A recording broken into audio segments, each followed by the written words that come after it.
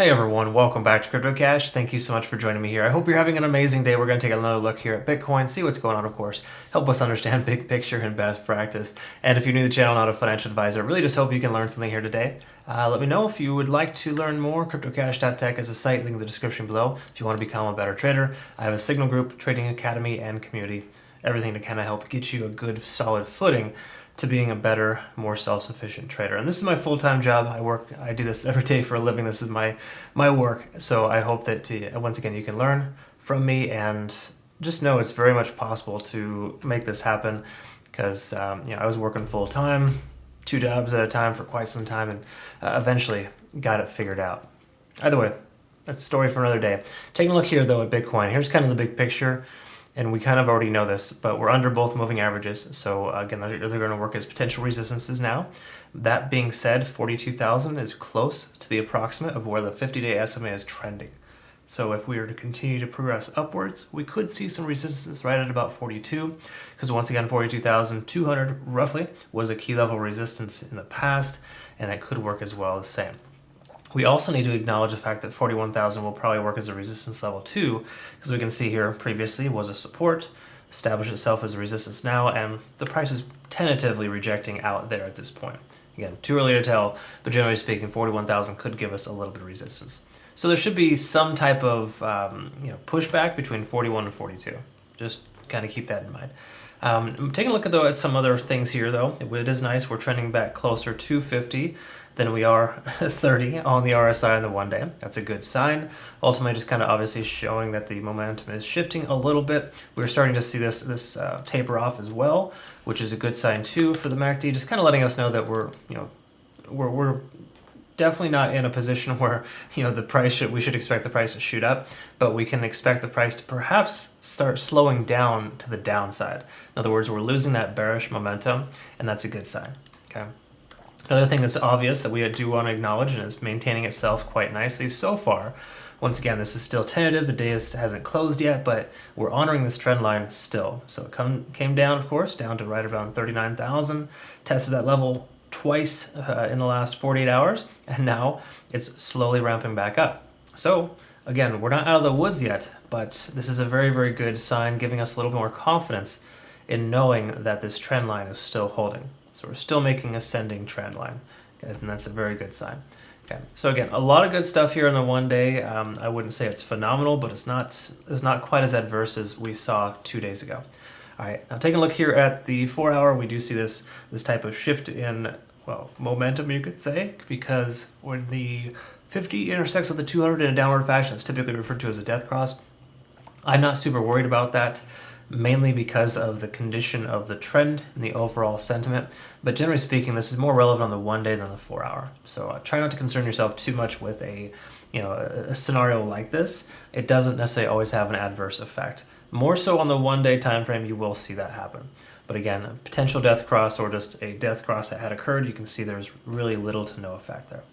But the key takeaway here is that we're still under both moving averages, and that is disadvantageous in a sense, and they're both trending closer to about 42,900, just say 43 is a rough estimate, one of the key level Fibonacci retracement lines. But for the moment, the most immediate goal that we'd want to have is to get through the 50-day SMA.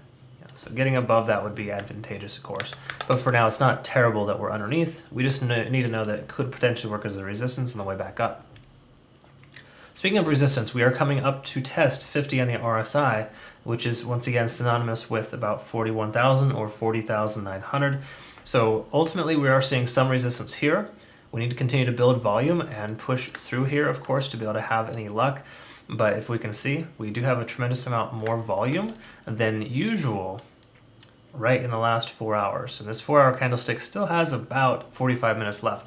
So that's a decent amount of volume here. And that's a very, very good sign to be able to have that kind of volume to push through that initial resistance level, which was right around 40,500. And that kind of held the price action down over the last couple of days. Now it could likely work as a support level. So in general, we could likely see the price come down to bounce off 40,500 and leg up again. Once again, no guarantees in this, but those are generally just little things that are happening on the smaller time frames here. But this transitionary time frame of the 4 hours is telling us that we're no longer bearish, but we're still not bullish yet either, right? We need to get through that key level resistance. And 50 on the RSI is traditionally a strong resistance level. It's not always 100%. Again, keep that in mind. Obviously, you see here in the past it wavered up above and below that. So it's not a definitive line in the sand, but it is a pretty good gauge of an understanding, kind of roughly where things are at. Because you can see here previously with this little fake out, so to speak, where the price came up and immediately came back down, that bounced off of 50 in the RSI. So once again, we're not out of the woods. I mean, heaven forbid the price goes sideways and loses. We could very well come down from here based on that being a strong resistance level. However, everything else is telling us so far that we're in pretty decent shape with this large amount of volume that we've seen here so far, much larger than this previous time frame where we had this little fake out. Like if you see here, the price comes up and then of course it comes right back down. But if you look at the volume, we had bearish volume here in this time frame where we've got simply only bullish volume here at this point, or at least enough volume essentially in that time frame to push through that key level resistance. So those are things to pay attention to. Again, volume speaks very loud, and it's something you definitely want to listen to. And I'll acknowledge and just be real in the sense that we've got more volume now than we did previously, and that is a very, very good sign, because this last time we tried to push through the resistance, we weren't ready. But now we are, because the bears are starting to lose that momentum. Again, just some bigger picture stuff that kind of all adds up. Taking a look here though at the 1 hour, let's go ahead and just quickly double check the TD sequential and kind of see where we've hit these kind of patterns here. You can see it's coming. Obviously, we had this state of exhaustion that I kind of mentioned before. It came up to an 8, down to an 8, got a little fake out here, down to a 9, and then extreme overtime here. All right, and then what we see is the price comes up to a 9, gets stopped out right around 40,500, comes down, back down to an 8, got a reset, back up to an 8, down to a 4, got a reset here with more volume, and now we're up to a 3. So what that basically just implies here is the fact that we're hitting 8s and 9s fairly consistently, and the likelihood of the price continuing higher from here to see it all the way through to a 9 is higher than it would be to just turn right around. Again, we are entering a key level resistance, so there's that potential the price could get slowed down or stopped out, but generally speaking, this has good momentum, and we could expect it to come, increase for another 6 to 10 hours. There is a likelihood of that happening. So just keep that in mind. I don't think this push here is done yet, and I do think that we might see between 41 to 42 in the the next 24 hours. And as I speculated yesterday, I was expecting somewhere in the range of just say 39 to 42. So I would expect we're going to see that the remainder of this week. I don't think we're going to see 42,000 broken in the next couple of days unless we continue to maintain this volume. We should anticipate the price going sideways from here, still ranging between 39 to 42, probably closer to between 40 and 42 for the next 24 to 48 hours. That would be my speculation based on what we've seen here so far. Now that we broke above 40,500 with some decent volume, we should essentially continue to maintain this range, this upper range, so to speak, from where it's at from before. Okay. So again, all good stuff there. Another thing to be mindful of is we're traveling into the cloud. And by no means is this like a sign that you want to go all in on, but it does kind of tell us here that the likelihood of the price coming down is lower because we've already passed through one strong resistance level. The second one, of course, will come with either time. Just say the price goes sideways from here, it'll naturally be back above the cloud. Or, of course, we continue to push for the next 6 hours, hypothetically, and we break above the cloud that way as well. That would be something I would like to look for to give us confirmation that we're back on the right side of the tracks, because we haven't been above the cloud in some time. So if you look at this, I mean, every time it's traveled into the cloud, yes, we had this little fake out here with low volume on the 10th of April, but minus that one time, the price hasn't come above the cloud in weeks. It's almost been 2 weeks since we've seen the price above the cloud comfortably. Now, again, we're not there yet. We need some time to do that, but generally speaking, if the price were to at the very least, go sideways for another 24 to 48 hours, we'd naturally be back above the cloud because the cloud would have tapered off and kind of dissipated, and we'd have that signal to go long.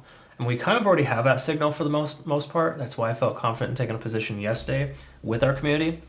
We've already hit our first profit target, and the reason why is just based on the simple fact that we hit this double bottom, and it didn't seem like it had enough momentum to trend down any further. Plus, we see a lot more volume accumulation in the last 20, 40, 48 hours too. And with this increase in volume, even though it's coming to the downside, that tells us that a reversal is likely because we came into this support range as well, and we're still holding that ascending trend line. Okay. So again, a lot of little factors that I believe are kind of swaying in our favor, so to speak, to get this momentous, push back to the upside. Now, is it going to be a strong push? Probably not as strong as you'd want. Because once again, we have some resistance levels at 42,000.